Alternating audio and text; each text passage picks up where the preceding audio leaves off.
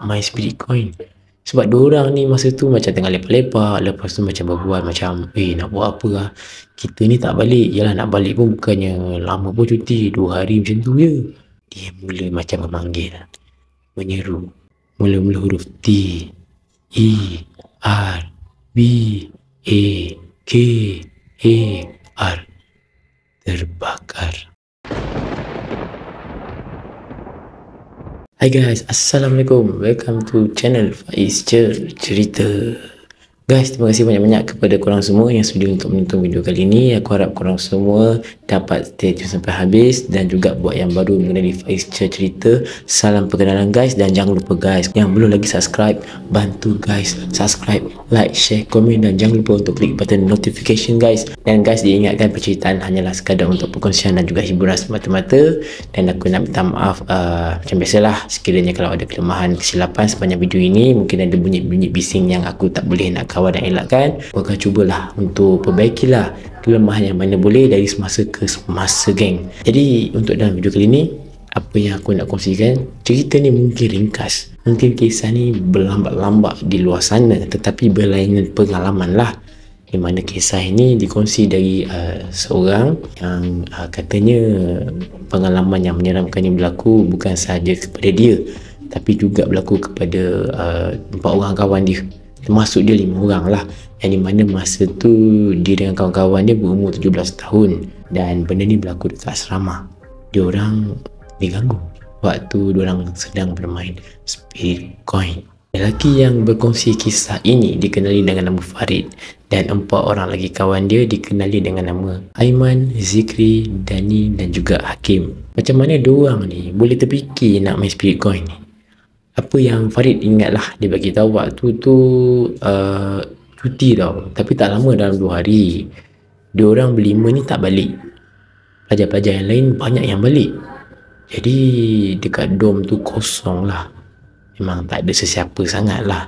Farid ni sendiri yang cadangkan dekat kawan-kawan dia ni nak main Spirit Coin.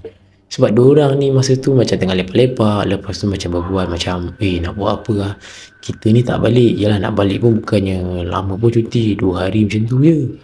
Bosan lah. Farid pun masuk bagi tahu kan idea dia. Apa kata guys, kita main Spirit Coin. Aku dengar-dengar cerita katanya kalau kita main Spirit Coin ni, kita tanya betul-betul, sekiranya ada roh lah dekat sini, dia akan jawab dan koin tu akan bergerak sendiri. Diorang pun tak fikir panjang, ialah baru umur 17 tahun dan memang bosan pun. Jadi okey lah, Farid dan kawan-kawan dia setuju. Dan pada malam tu juga guys, diorang mulakan apa yang diorang buat.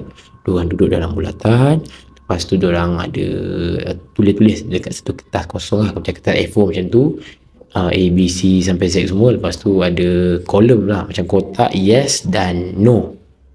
Di tengah-tengah dia, diorang letakkan duit shilling.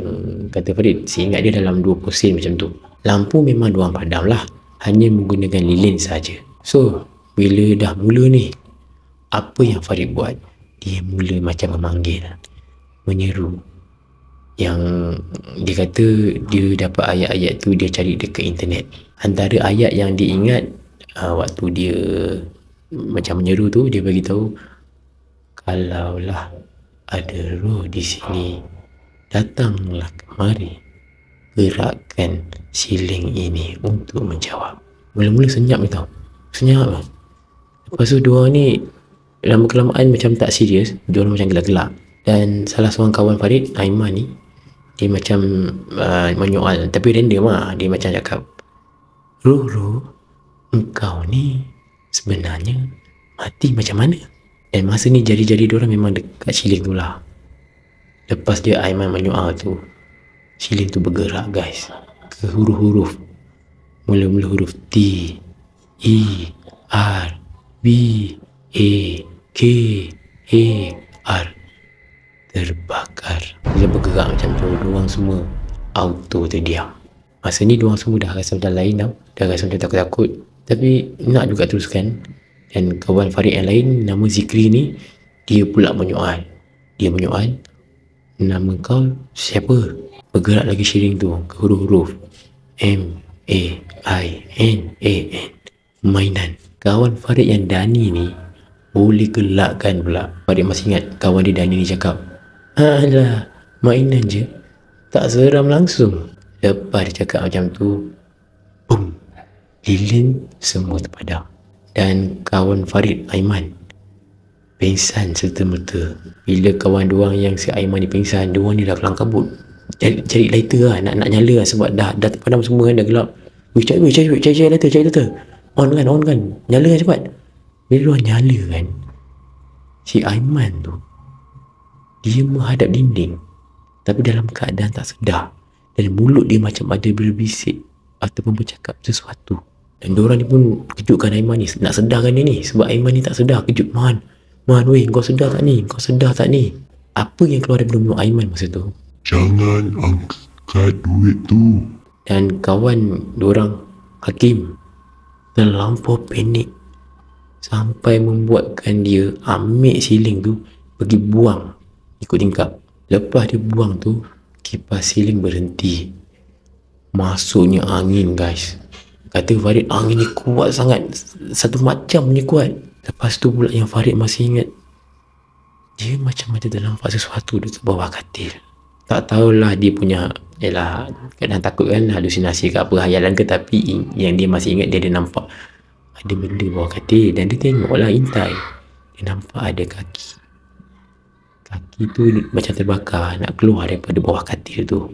Dan kawan dia yang nama Zikri, masa tu hidung berdarah tiba-tiba, guys. Masa tu keadaan sangat-sangat, memang tak tahu nak cakap macam, tapi keadaannya memang dah tegang sangat ni, macam-macam jadi ni. Tak lama kemudian si Zikri yang berdarah hidung ni gelak sendiri, macam sambil tengok darah kat hidung dia ni. Lepas tu dia cakap, kita dah buka pintu ni takkan tutup balik. Yang lain-lain ni beranggapan yang Zikri ni dah lain macam lah, ini bukan dia dah ni. Kawan dia Dani tak ada pilihan lain, walaupun keadaan tengah macam tu, dia berlari keluar daripada bilik tu, pergi cari ustaz. Nama ustaz tu tak silap kata Farid, Ustaz Malik, macam tu lah. So Ustaz Malik ni pun datang. Lepas tu dia tak buang masa, dia terus baca ayat Al-Quran, Ruqyah lah. Masa dia baca tu, Aiman dengan Zikri menjerit-jerit ni, memang menjerit macam sakit sangat tau. Dekat kertas diorang yang diorang buat ni tadi, ada duit shilling 20 sen tu. Padahal duit shilling tu dah kena buang tadi kan, dekat luar tingkap, dah buang jauh-jauh, boleh ada balik. Lepas tu ustaz tu macam marah lah kat diorang ni. Ustaz tu cakap, korang main benda-benda ni untuk apa? Korang jangan pandai-pandai. Lepas tu pula yang korang menyeru ni bukan roh biasa, benda ni boleh menyamar. Ustaz tu segera lah suruh diorang ni semua ambil kertas ni semua, duit-duit ni semua, duit shilling ni semua, kau pergi bakar cepat, jangan masa, pergi bakar, pergi buang. Tak lama kemudian semua dah okey, semua dah normal. Dan yang mana yang kena rasuk tadi ni pun macam dah sedar. Dan ustaz tu pun nasihat lah, bagi tahu selepas dah okey sikit tu, dalam beberapa hari Aiman dengan Zikri ni tadi pun memang dah pulih, dah sihat. Tapi diorang semua ni lepas kejadian tu macam berubah, jadi pendiam, tak macam biasa. Dan lepas kejadian tu juga, tak lama kemudian Farid ni dia beritahu dia pindah sekolah. Hakim pula, yang Farid masih ingat, memang dah tak percaya lah dengan mainan-mainan benda-benda macam ini. Memang dia dah takut lah. Tapi ada satu benda yang mengejutkan. Rupa-rupanya waktu diorang main benda ni, kawan diorang Dani ada record tau, pakai phone. Maksudnya dia sempat letakkan phone dia dekat satu sudut dan diorang main lah. Sebenarnya Farid pun tak tahu, tapi lepas kejadian tu baru Dani tu cerita lah, dia ada letak phone. Tapi waktu dia letak phone ni, diorang ni semua tak tahu, pasal nak cepat sibuk nak main benda ni. Tapi si Dani ni dah macam mana terfikir pula nak buat macam tu. Okay, dia pun letak info, record, okay, duduk buat bulatan dan main lah benda tu. Dani dia beritahu dengan Farid, dia share kan, dia check rakaman dekat handphone tu, apa yang ada dalam rakaman tu, apa yang dia nampak, ada satu sosok wajah berwarna hitam turut duduk dekat diorang, guys. Duduk dalam bulatan tu juga. Wajah tu jelas, guys, senyum. Dan dia juga meletakkan jari di dekat koin tu. Tapi kata Farid, dah ni tak simpan lama rakaman tu, tak lama kemudian dia buang. Dia takut nanti kan ada gangguan lain pula, tak pasal-pasal susah nanti. Jadi guys, itulah kisah seram yang aku nak ceritakan kepada korang dalam video kali ni. Dan sekiranya kalau korang nak komen, nak nilaikan apa-apa pasal kisah ni, tolong guys drop komen korang. Dan kalau korang nak sharekan pengalaman, mungkin korang pernah terjebak, pernah termain benda-benda macam ni pun, kalau nak sharekan pengalaman boleh komen. Kalau korang ada kisah seram yang korang nak sharekan di Faiz Cerita, boleh emailkan saja. So guys, terima kasih banyak-banyak kepada korang yang sudah menonton video kali ini. Minta maaf jika ada salah silap, jika ada ketidakselesaan, jika ada kata-kata yang kurang menyenangkan, jika ada ayat-ayat yang aku bercakap tapi tak dengar jelas, atas sebab suara tidak begitu baik sangat, aku minta korang maafkan aku dan aku akan cuba baikilah dari semasa ke semasa. So guys, untuk korang jangan lupa yang belum lagi subscribe, bantu subscribe, like, share, komen Faiz Cerita, dan jangan lupa untuk klik button notification. So guys, itu saja untuk dalam video kali ini. Sekian dari Faiz Cerita. Ingat guys, stay tune support Faiz Cerita. Stay tune for the next video.